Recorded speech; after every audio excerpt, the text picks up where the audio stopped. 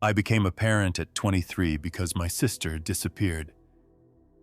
Lila slipped out of the maternity ward less than 24 hours after giving birth, leaving a pink-faced newborn and a sticky note that read, "Watch her for a bit. Back soon." Social services phoned me because I was the only relative who answered. I planned to babysit for a weekend. That weekend stretched into months, then years, and by the time a judge formalized guardianship, I no longer remembered life before midnight feedings, cloth diaper math, and lullabies hummed under fluorescent dorm lights.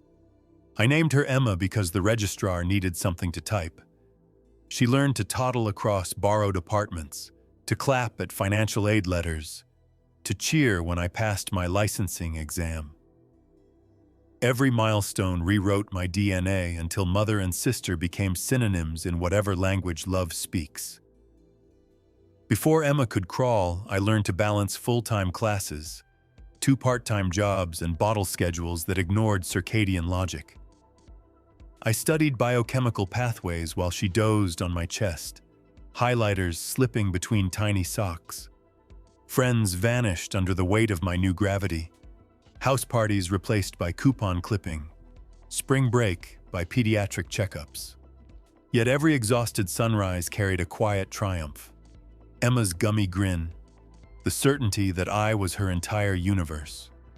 When peers fretted about internships, I calculated diaper costs versus overtime pay, convincing myself ramen was a food group with optional ketchup garnish. Looking back, I realized those lean years forged the tempered steel Crystal would later test and spectacularly misjudge. Emma had just turned 21 when the front door flew open, and there stood the storm itself.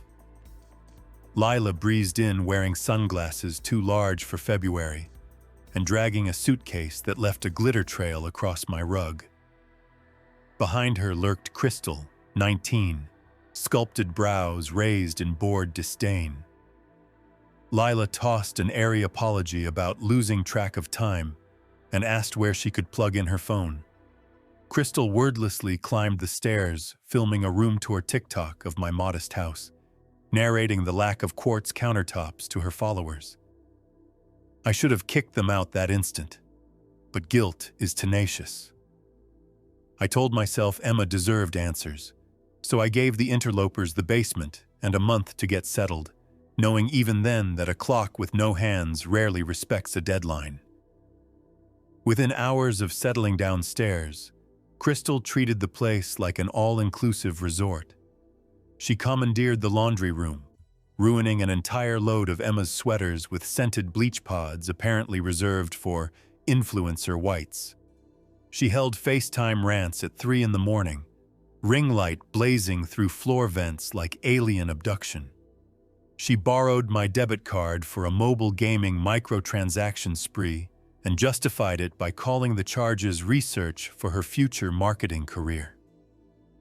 The final straw arrived when she used Martin's prized cast-iron skillet as an ashtray, leaving cigarette burns shaped like punctuation marks, ellipses of contempt. Each ridiculous transgression sharpened the edge of my patience until outright refusal became the only logical outcome, inevitable and sharp. Truly unavoidable. Tolerance snapped 6 weeks before Josh's 22nd birthday. Josh is my biological son, a gentle gearhead who shared our battle-scarred Subaru with Emma for campus runs. Over spaghetti one night, Crystal announced she deserved her own vehicle. Specifically, the newest electric SUV influencers were unboxing online, complete with gull-wing doors and a holographic dash. She expected me to co-sign, pay insurance, and hand over keys before spring semester. I laughed, thinking she was quoting a meme. Martin nearly choked on tea. Crystal's eyes went flat. Reptilian. She argued safe transportation was her right, that her mental health would crumble if she had to rely on ride-shares like peasants. I told her no. She called me selfish. Lila tried guilt. The conversation ended with Crystal storming downstairs, muttering about older generations hoarding wealth. 2 nights later, the engine screamed like an animal and died halfway up our driveway. Josh sprinted outside, wrenched open the hood, and froze. Wires hung like entrails. A sliced serpentine belt lay coiled beside puddles of syrupy gasoline. Someone had poured sugar into the tank and glitter into the oil cap. A vandal's confetti. Security footage confirmed the culprit. Crystal, hoodie up, flashlight between her teeth, screwdriver stabbing with methodical precision. She even paused to film herself cackling. Josh sat on the curb and wept. Not loud, but broken, the way a tree breaks inside the trunk. He'd rebuilt that engine twice with his own hands. Watching him shake hardened something soft in me. I downloaded the footage, printed still frames, and dialed the police. Filing charges was only step 1. While Crystal waited in county holding for arraignment, I climbed into the attic and unearthed Grandma Hazel's battered accordion file. Hazel survived the Depression counting every bean, then wrote a will that turned frugality into an Olympic sport. The trust she left divided equally among biological grandchildren at 25, provided each maintained good legal standing. A felony disqualified the beneficiary, redistributing the share among compliant heirs. Crystal was 19. Emma would turn 25 in 4 years. Josh, adopted but finalized, counted by Hazel's own handwriting. I met with the prosecutor, offered the security footage, and flagged the clause. A plea deal emerged. Crystal would admit guilt, pay restitution, receive probation, and automatically forfeit her trust portion. The state got an easy conviction. I got justice with compound interest. Lila tried a softer heist. She left voicemails between pitiful sobs, promising to repay the damage through a business venture that would triple my investment in weeks. Curious, I traced the venture to pill peddling and counterfeit handbags funneled through encrypted channels. I forwarded screenshots to her probation officer from an old DUI she'd pretended was expunged. A warrant followed. Deputies found boxes of opioids, knockoff purses, and ledgers stuffed inside my basement walls. Stapled proof that mother and daughter shared the same contempt for boundaries. Lila went to jail 36 hours after Crystal. When people preach family unity, I picture that moment. Blue and red lights washing across the driveway, and me on the porch, finally exhaling. Insurance laughed the claim out the door, citing household vandalism exemptions. Mechanics quoted repair costs north of $8,000, more than the Subaru could ever resale for. So I held an online fire sale of Crystal's confiscated wardrobe, sequined jackets, limited edition sneakers, ring light kits, unopened pallets. Everything streamed live to hungry bidders. A gamer in Ohio fought a stylist in Miami over a rhinestone jacket Crystal once called priceless. It sold for $250. The proceeds bought a used hybrid for Josh and the professional-grade tool chest he'd admired since high school. I mailed photocopies of the receipts to Crystal, each highlighted in neon, along with a handwritten note labeled Restitution Progress, 0%. Petty? Possibly. Therapeutic? Absolutely. Emma struggled most. She'd grown up believing sisterhood permanent, even if half that sisterhood existed only in bedtime stories. We spent long nights on the couch translating guilt into boundaries. I told her love without limits curdles. She asked whether I regretted taking her in. I laughed and reminded her of the night she discovered ice cream melted on hot pancakes, a culinary crime that still makes her gag. Regret might nibble at the edges, I said, but it never touches the core. Josh buried his hurt in diagrams, mapping the exact path sugar travels through fuel injectors. Martin, rock steady, assembled a spreadsheet of court dates, restitution tranches, and probation milestones. Function became our family language. Every checkbox ticked felt like scrubbing mildew off a ceiling. Arraignment day unfolded like daytime drama. Crystal shuffled in wearing county orange, acrylic nails gone, hair limp without extensions, entitlement simmering beneath sallow skin. She pled no contest, voice quavering for cameras that weren't there. The judge accepted the deal. 5 years probation, $200 a month in restitution, 80 hours of community service, and a felony conviction branded on every future application. Lila's hearing followed. Her prior record and fresh stash earned 12 months inside plus mandatory rehab.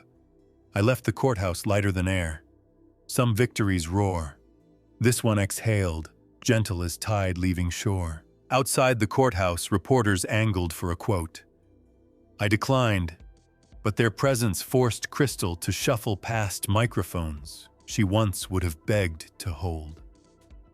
Emma gripped my elbow while Josh read every docket entry aloud, each syllable scrubbing a layer of anger from his posture. We celebrated the verdict at a diner off the interstate. Cheap coffee, greasy fries, no champagne. Martin raised a toast with ketchup-stained water glasses, declaring the meal symbolic. Nourishment over indulgence, reality over performance. Emma laughed for the first time in weeks, dunking fries into a milkshake despite lactose intolerance, because freedom tastes better than caution, and justice pairs well with salt and saturated fat. Consequences multiplied like dominoes in a breeze. The university that once wooed Crystal with glossy brochures rescinded admission after reviewing the sentencing report. Her merit scholarship vanished in the same automated email. Hazel's trust rerouted Crystal's 6-figure share, an amount she had bragged about on Instagram, into accounts for Emma and Josh. We signed the paperwork at Hazel's old mahogany desk, the same surface where she once balanced ration coupons. Emma used part to secure graduate housing and part to seed a micro-scholarship for first-generation STEM students, naming it after the Subaru. Josh deposited his windfall into a high-yield index fund and framed a fragment of the serpentine belt above his desk, an altar to resilience. He calls it tuition in human nature, steep, durable, and tax-efficient. Crystal attempted a digital resurrection. She live-streamed nightly sob sessions blaming me for ruining her trajectory, launched a GoFundMe titled Justice for Cries, and sold autographed Polaroids for $20 a pop. A clip even made it onto a reaction channel, the host laughing as Crystal claimed sabotage was just a harmless prank. I reported the videos. Her probation officer noticed the unreported earnings. A compliance hearing extended supervision by 18 months and garnished her crowdfunding haul for restitution. Online fame, it turns out, is taxable and traceable. Probation assigned Crystal to community service at the municipal car wash. A cosmic joke so on the nose it felt scripted by karma. For 2 scorching summer months, she scrubbed caked mud from bumpers while overhearing customers brag about reliable vehicles. A former high school classmate tipped me off, texting photos of Crystal wielding a pressure wand like a medieval pike, mascara dripping into runoff. Internet schadenfreude ensued, reaction gifs everywhere. The restitution office mailed me the inaugural garnished payment, $47.32. I framed the receipt beside Josh's belt fragment and labeled the display. Debts paid in installments. Together, they look like a diptych documenting the doctrine of consequences. 6 months later, she appeared on my porch at dusk, mascara bleeding into blotchy cheeks, clutching a bran muffin molded into the shape of a heart. Probation had ended. Couches were scarce. She begged for a reset, recited therapy buzzwords, claimed Emma would want the family reunited. I asked if she'd reimbursed a single dollar. She looked away. I pointed toward the women's shelter 5 blocks east, wished her luck, and shut the door. Empathy does not require stupidity. Forgiveness is not a suicide pact. Reddit loves tidy endings, yet real revenge leaves debris. The guest room reeked of stale perfume for weeks. Every time the HVAC kicked on, a faint cloud of Crystal's hairspray drifted out like haunting. Josh still tenses when headlights sweep the driveway, muscle memory primed for another violation. Emma's laughter hiccups when someone mentions half-siblings, but peace finally dreams. The basement is now a pottery studio where Martin throws mugs and I glaze them sunrise orange, the hue you see after surviving a hurricane that uprooted everything but the foundation. Neighbors who once limited conversation to weather now bring casseroles, basil cuttings, spare theater tickets. Emergency lights turned our quiet cul-de-sac into a stage. Now Solidarity plays nightly reruns. Mrs. Henderson, 82, confessed Crystal mocked her mobility scooter and posted a Snapchat calling her meat dust. She left lemon bars on our porch, apology scrawled on the lid. The Rodriguez kids offered to mow free all summer. Community sometimes sprouts in the crater where chaos detonates. Green shoots claiming scorched ground. A year into quiet, a letter arrived bearing the seal of the state rehab facility. Inside, Lila professed 91 days of sobriety and enclosed photocopied Step 9 amends worksheets, blanks awaiting my signatures. She wrote that forgiving her would accelerate healing, that the universe rewarded closure, that Emma needed a happily ever after. I read every line, then fed the pages to the shredder. Forgiveness is a gift, not an invoice. Demanding it proves the lesson hasn't taken root. When Emma left for a Copenhagen fellowship, she handed me a note folded into hospital corners, like the blankets I once swaddled her in. It read, "Thank you for choosing me and for choosing yourself." I cried in the airport garage, the sound bouncing off concrete pillars the way her infant hiccups once bounced off dorm walls. Revenge didn't heal the past. It cauterized the wound so future joy could grow, scar tissue knitting strong enough to carry new weight. Crystal's updates drift across my digital periphery like spam. Thrift store hauls, half apologies wedged between eyeshadow tutorials, a fresh GoFundMe each quarter. She calls me a narcissist to strangers who don't know my name, insists sabotage was childhood trauma in action, sells inspirational t-shirts emblazoned with "Stay Crystal Clear." I never reply.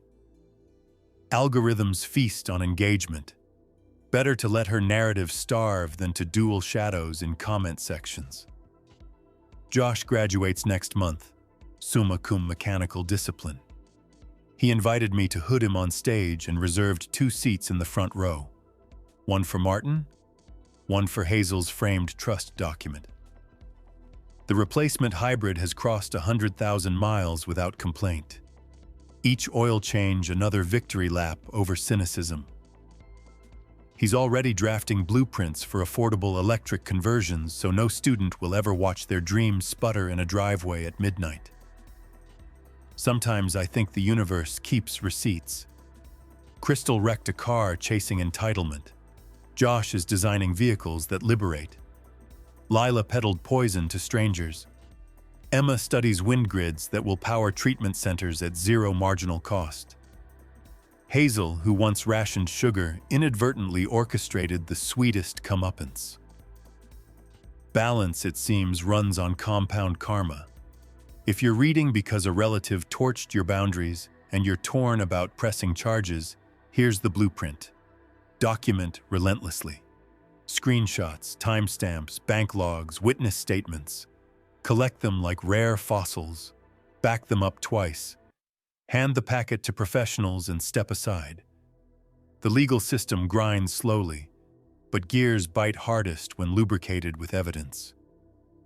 Revenge delivered through procedure spills no blood, only ink, and the stains wash off hands that stayed open yet firm.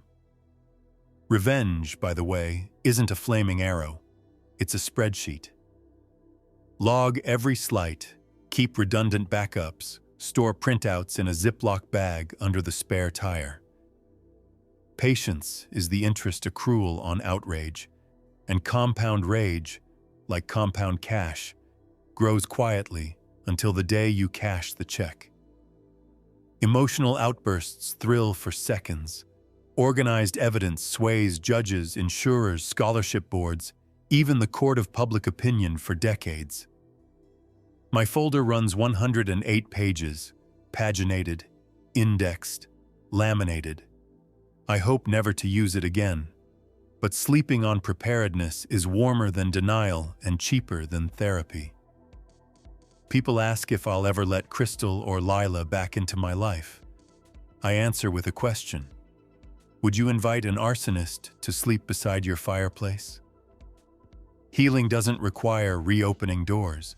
Sometimes it means installing better locks, planting thorny shrubs beneath the windows, and tossing the spare keys into the sea. I wish them sobriety, employment, maybe even joy, just nowhere near my address. Because distance is sometimes the only firebreak that works. Last night, Martin and I slow danced in the kitchen while the dog circled our feet and the dishwasher hummed backup vocals. The peace felt earned, like interest on decades of overdrafted energy. I caught my reflection in the microwave door, hair streaked with gray, smiling without caution. Above the pantry, the belt fragment cast a small shadow, reminding me that justice, once served, can double as armor. Betray us once, face the paperwork. Betray us twice, you won't get within shouting distance. So that's the tale. The abandoned baby who became my daughter, the cousin who mistook privilege for power, and the car that died so our resolve could live. No tear-soaked holiday reconciliations, no orchestral swells, just clear consequences and the quiet satisfaction of a home reclaimed. If you need permission to choose that path, consider this post your green light. Protect what matters, take pictures, and call the cops. Then, when the dust settles, dance in your own kitchen without glancing toward the door. Peace, like pottery glaze, only sets when the fire is hot enough. If you're still scrolling, wondering whether this saga left any room for grace, here's the epilogue. Grace lives here, just behind a steel-reinforced boundary. I still keep a guest towel folded for the day Crystal or Lila arrives, with genuine accountability, not staged contrition, in their hands. That towel is not a promise, merely an option. Proof that compassion can coexist with consequences. Until that day, I will wake before sunrise, brew coffee strong enough to stand a spoon, and watch light spill across the hybrid parked where the Subaru died. I will send Emma voice notes across time zones and ask Josh about torque curves, and I will kiss Martin over dishes because ordinary moments taste sweeter after chaos. Revenge ended the story they wrote about me. Resolve is writing the sequel I choose for myself. If you need the same permission, print these words, tape them to your fridge, and remember, strength and kindness are not opposites. They are two sides of the same battered, burnished coin we pass forward to the people who prove they can spend it wisely. Because quiet triumphs deserve to echo through everyday life forever.